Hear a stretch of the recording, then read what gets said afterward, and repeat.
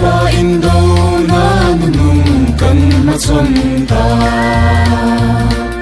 ni thiang him te alo le ane po phal khopin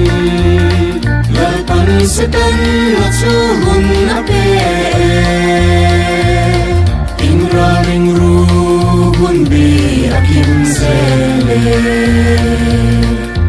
Zaloma se zinga ome Heiro, heiro, heiro, heiro, heiro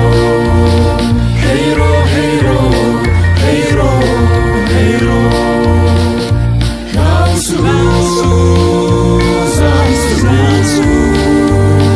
Lel patron Deu Heiro, heiro, heiro, heiro Cantan zinga ome Siom boy na den nim tuam rima sela Zan omma se cantan zinga ome Zan omma se zinga ome Lalving tu zon hien tia ringe ni to Zinga lo ni don ta idu chuan zan po zo dro Zan thim aral anga khwa avar do Zan omma se kantan zinga omme Zan omma se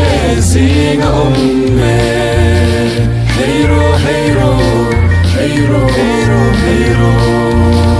Heiro, heiro, heiro, heiro Lausu, zansu Lel patron Deu Heiro, heiro, heiro Cantan zinga ome Siom boy na den nim tuam rima sela Zan omma se cantan zinga ome Zan omma se zinga ome Hun kir hun tim fiana hun alo kenga Ka cham boy na she om le har sap na ting reng ten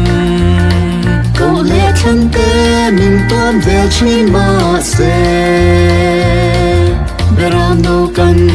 khôn vai chuan min shwai ze Zaloma se zinga ome Heiro, heiro, heiro, heiro, heiro Heiro, heiro, heiro, heiro Lausu, zansu Lel patron Deu Heiro, heiro, heiro Cantan zinga ome Siom boy na den nim tuam rima sela Zan omma se cantan zinga ome Zan omma se zinga ome Hezan tim boy a hian leng rima ila Nun na lui phim Krista chu kan nun na ani e Kan khwa var anga zinga ni do Sang ram cha tuan ram kan lu do re Zaloma se zinga ome Heiro, heiro, heiro, heiro, heiro Heiro, heiro, heiro, heiro Lausu, zansu Lel patron Deu Heiro, heiro, heiro Cantan zinga ome Siom boy na den nim tuam rima sela Zan omma se cantan zinga ome